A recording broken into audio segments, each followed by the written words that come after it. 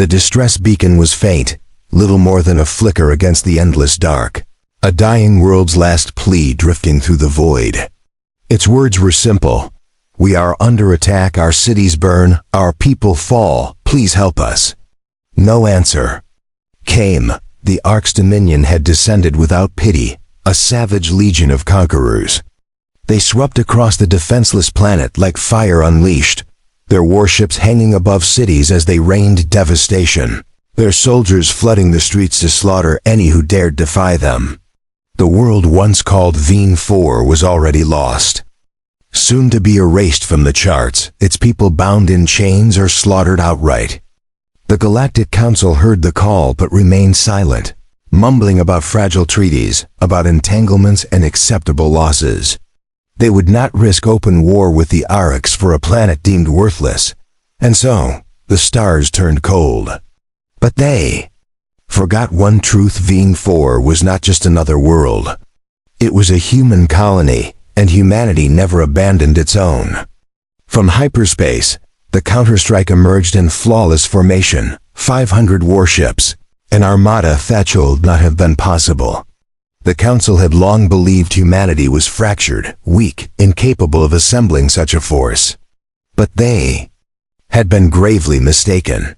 At the front of the Armada loomed the flagship Indomitable, a colossal dreadnought bristling with weapons, its presence alone enough to darken the skies.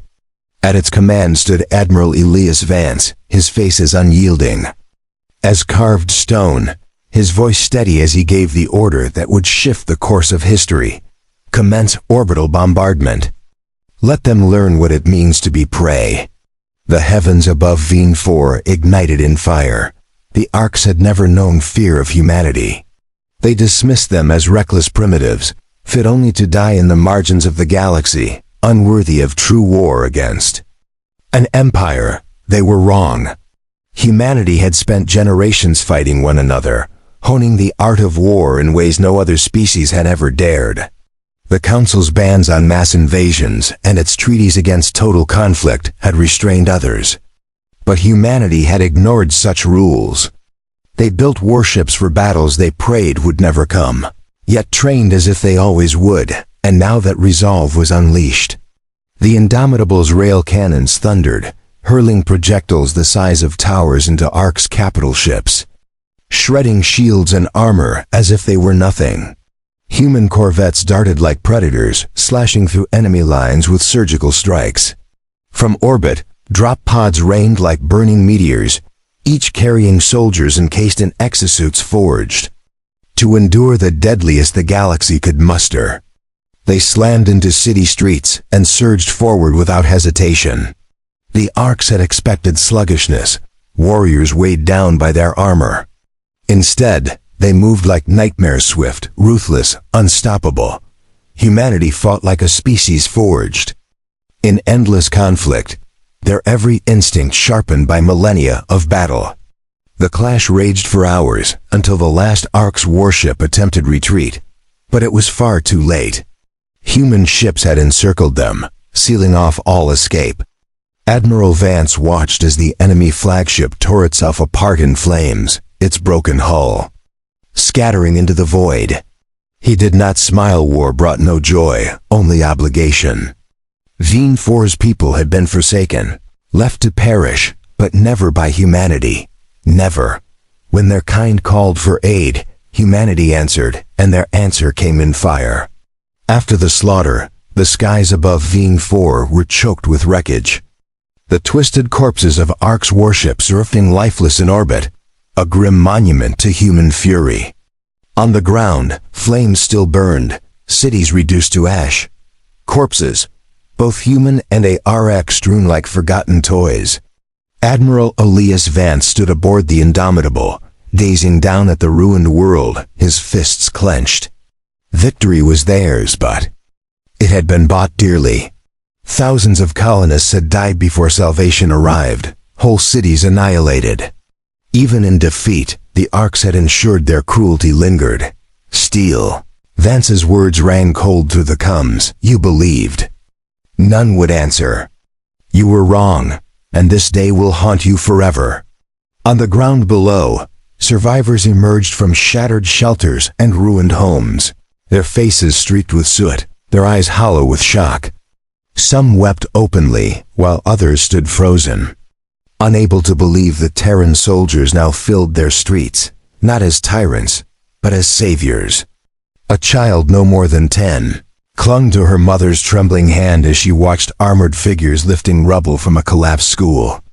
One soldier, his plating scorched and scarred from the fight, knelt down to meet her gaze. From his pack he pulled a ration bar, offering it with rough gentleness. "Here, kid." She blinked, uncertain, then slowly accepted it. Are they gone?" The soldier's eyes flicked upward, to the burning wreckage still raining embers from the sky. "Yeah," he said quietly. "They're gone." For the first time in weeks, the girl's lips curved into a fragile smile, but humanity's war was far from finished. Across the void, in shadowed chambers of the Ark's dominion, their leaders seethed in disbelief. Never before had an enemy struck them so brutally. Never before had they been made to bleed this deep. Now their high command sat in grim silence, forced to watch the endless reels of their shattered fleets and fallen legions.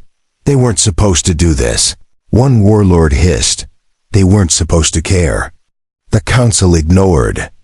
The colony, another snarled. We assumed the humans would too. The supreme warlord leaned forward, his vast frame casting long shadows, his black eyes burning cold. Then we assumed wrong. His voice was a blade. Humanity is not weak nor divided as we believed. They came when all others turned away, and they came with fire. The chamber fell into uneasy silence. Finally, a warlord whispered, "Then we must prepare. If they could do this for one colony, what will they unleash if we press them further?" The supreme warlord's hand curled into a fist, fury and something darker flickering in his gaze. "They will come again," he growled. "And when they do, we must be ready." The fires of Veen IV had scarcely cooled when whispers of war began to ripple across the stars. News of humanity's intervention thundered through political halls, war councils, and shadowed chambers of power. None had expected them to act. None believed they possessed the strength, the will, or the savagery to strike so decisively. Yet humanity had not merely responded, they had obliterated the RX invasion force. Within the vaulted chamber of the Galactic Council, an emergency session convened. Delegates from every major species sat in tense silence as battle footage blazed. Across the central display, the destruction was total. The Ark's fleet, expected to crush the colony without effort, had instead been reduced to wreckage with terrifying precision. This is insanity," muttered Chancellor Valen of the Zephyr Union, rubbing at his scaled brow. "How did they accomplish this? They should not have had the numbers, nor the technology. They did." The reply was a growl, low and venomous. All eyes swung toward the Ark's representative, Warlord Scython. His dark gaze smoldered with barely contained fury. His kind had never suffered humiliation of this magnitude. "We underestimated the Terrans," Scython spat. "A mistake that will not be repeated." Uneasy murmurs rippled through the chamber. The Ark's dominion was one of the most formidable militaries in known space. If they sought vengeance, the coming war could shatter the fragile peace that had endured for centuries. "Let us not rush to conclusions," urged Counselor Orvis of the Ciari Alliance, his tone measured. Perhaps this was an anomaly, an isolated surge of human fury, provoked by an assault on their own colony. We have always known them to be emotional, protective of their kin. That does not mean they pose a true threat to the balance of power. Scython's snarl deepened. "Fool, look at what they unleashed: 500 warships, legions of soldiers in numbers we never believed they commanded. They crushed us." And when their admiral addressed the survivors, he made one truth clear: this is only the beginning. The chamber fell into suffocating silence. Then, from the shadows, a voice rose, measured, ancient. They have been preparing for war. Every head turned as High Speaker Luthen of the Veen coalition stepped forward. The Veen were an old race, renowned for memory that spanned centuries and strategies crafted with patience beyond measure. They had watched humanity more closely than most. We believe them chaotic, Luthen said, eyes narrowing. Fragmented. Too consumed by conflict with one another to ever stand as a threat, but we were wrong. He lifted a hand toward the screen, where the Indomitable loomed above. Veen IV like a silent sentinel. They are not divided. They are united. They did not waver. They did not ask for permission. This is not the mark of a weak race. The council chamber tightened with unease, the weight of his words pressing on every delegate. Finally, Chancellor. Veen exhaled, his voice low, burdened.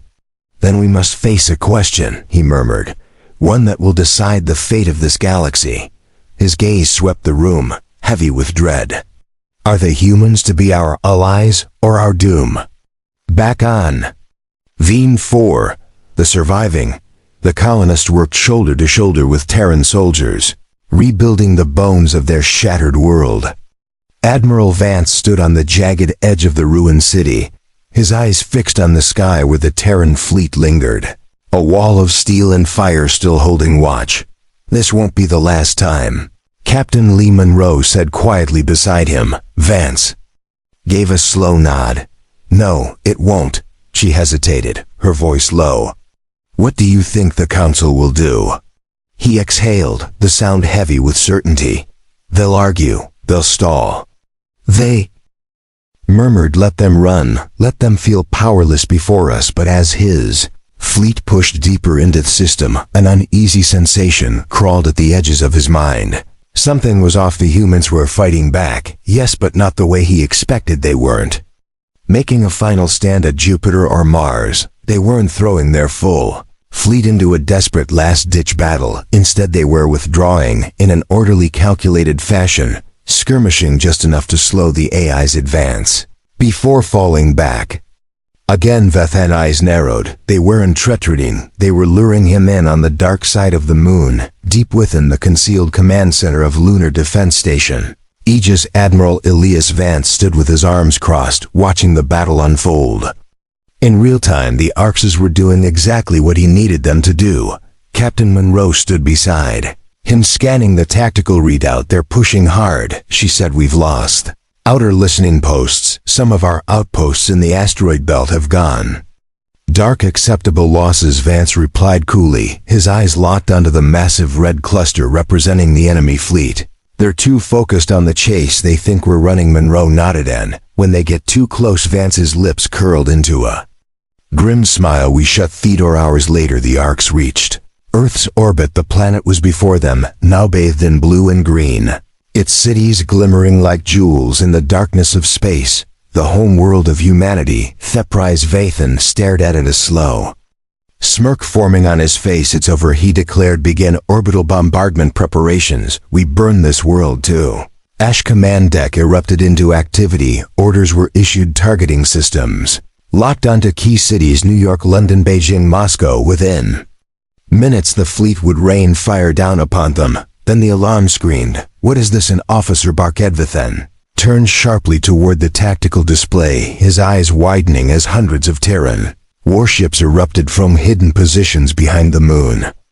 Mars and deep space beyond Pluto. They hadn't been retreating.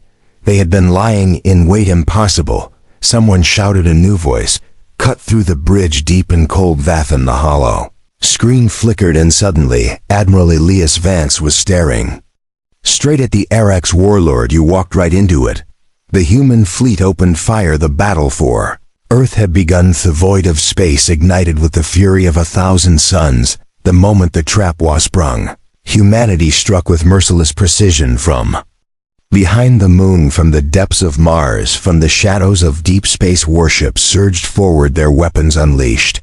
In a cataclysm of fire and destruction, AAC's warships, caught in tight battle formations, were torn apart before they could react. Mass driver's rail guns and plasma lances ripped through their thick holes like they were made of paper swarms of Terran starf. Fighters darted through the chaos, slipping between enemy defenses and delivering payloads of hyperkinetic rounds directly into weak points. Admiral Elias Vance watched from the bridge of the Indomitable, his expression stone cold as the battlefield funded. "They're trying to reposition," Captain Monroe said, her fingers dancing across the hollow map. "We hit them too fast." "They're scrambling not fast enough," Vance replied. "Keep the pressure on. No mercy on the battlefield." The Ark's fleet reeled. High Warlord Vathan beat his fangs as the eclipse of Dominion shuddered violently, sparks flying across the command deck report. He roared, "Multiple capital ships destroyed. We're being flanked. The humans, they were waiting for us." Vaughn's mind raced. This was not the desperate defense of a Dean species. This was a counter-offensive, one planned with chilling precision. "We underestimated them." Heg rolled, gripping the railing. "We thought them weak. That was our mistake. But mistakes could be corrected. Pull back the second and third battle groups," he ordered. "Regroup and push forward. Crush their flanks, break their encirclement." His warlords hesitated. "But High Warlord, our retreat is cut off." A slow sinking feeling settled in Vahan's gut. He turned to the tactical display. Humanity's fleet had maneuvered around them with terrifying speed. Their retreat routes were gone. Their forces were surrounded. The realization hit him like a hammer. This wasn't just a battle, this was an execution across the battlefield. Terran warships pressed the attack, giving no quarter aboard. The Indomitable Vance watched as the enemy fleet faltered. Their formations broke. Aether ships fired wildly, desperately trying to carve an escape route that no longer existed. "This is it," Monroe said. "They're finished." Vance nodded. He activated the fleet-wide comms. "All ships engage at will." A final wave of missile salvos and rail gun volleys slammed into the minion fleet. The massive Aix battleships were once symbols of their unstoppable empire, were torn apart one by one, reduced to drifting wreckage. And Thivoid, Vahan's flagship, the Eclipse of Dominion, was the last to fall. As its burning hull spiraled toward Earth's atmosphere, its final transmission echoed through the darkness. "We should have killed them before they became Aetherite." Then, with a final explosion, the last remnants of the Ark's invasion fleet ceased to exist. Humanity had won, and the galaxy would never underestimate them again. The wreckage of the RX fleet drifted lifelessly in the void, a silent graveyard of twisted metal and shattered warships. The once mighty Armada that had come to erase humanity had been utterly destroyed on Earth. Cheers erupted across every city, every bunker, every military command center. People poured into the streets, waving flags, embracing strangers, crying tears of relief and victory from the underground war rooms of Geneva. Tough orbital stations that had barely survived the initial skirmishes. The message was theesome. Humanity had won, but on the bridge of the Indomitable Admiral, Elias Vance was not celebrating. He stood motionless, watching the tactical screen, his mind still processing what had just happened. The Dominion was powerful, ruthless, unforgiving.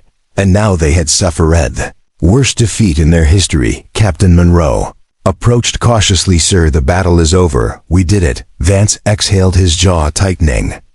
"No," he said quietly, "we won a battle. The war is just beginning." Monroe frowned. "You think they'll come back?"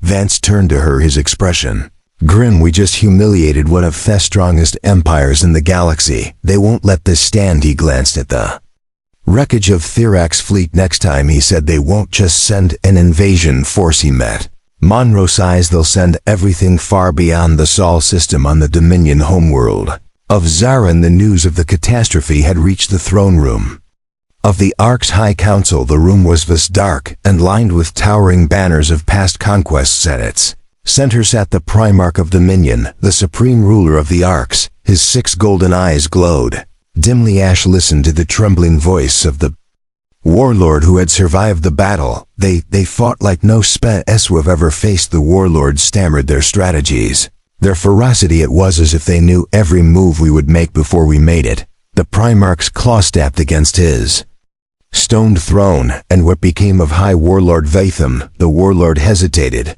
then bowing his head he spoke. "Dead, my lord. His fleet go Nessalence." The gathered Warlords shifted uneasily, awaiting the Primarch's reaction, then slowly the ruler of Thethys. Dominion rose from his throne, his towering form cast a shadow across the chamber, his presence suffocating his aura of power undeniable. For centuries, no species had dared to stand against the Dominion, but no humanity had shattered that illusion. They thought no one would come to their aid. The Primarch said, his voice like distant thunder. They believed they were alone, but when we came to conquer, his 6 golden eyes burned brighter. Earth's mightiest armada arrived, his claws clenched into fists. Very well, if it is war they desire. He turned to his gathered warlords, his voice a whisper that rumbled through the chamber like a storm. Then we shall bring them extinction. The war for humanity's survival had only just begun. The celebrations on Earth lasted for days, but Admiral Elias Vance had no time to indulge in victory. He knew the war was far from over. Inside the United Terran Command Center, deep beneath Geneva, holographic displays flickered with disturbing intelligence reports. From long-range probes and deep space, scouts told a terrifying story. The RX Dominion was moving. We've intercepted their transmission, said Lieutenant Keto, the head of Terran intelligence. The Dominion High Council is furious. They've declared us cosmos infestation that must be eradicated. Vance folded his arms, his expression unreadable. What are we looking at? Cato tapped a command on the hollow table. A new fleet materialized in the projection. It was like nothing they had seen before. The Dominion isn't just sending another invasion force, Keto said grimly. They're mobilizing their entire war machine. The room fell silent. Hundreds, no thousands of warships far beyond what humanity had just fought off. Dreadnoughts the size of cities, siege platforms capable of obliterating entire continents. Weapons so advanced that even the best minds in the Sol system could barely comprehend them. This is a full-scale eradication campaign, said Captain Monroe. They don't just want to conquer us anymore, they want Usconi. Vance's jaw tightened. He had expected retaliation, he had expected vengeance. But this was genocide in the making. President Alan Graves, standing at the head of the room, took a deep breath. What are our options? Vance's voice was low but firm. We fight. Graves narrowed his eyes. Can we win? Vance turned back to the hollow map. The odds were impossible. 3-0 Dominion warships against the battered remnants of Earth's fleet. And yet, when he looked at the faces around the table, he saw no fear, only defiance. He exhaled. We don't need to win here, said. We just need to make them regret coming across the galaxy. The largest armada in 8th history began its march toward Earth. At its helm, aboard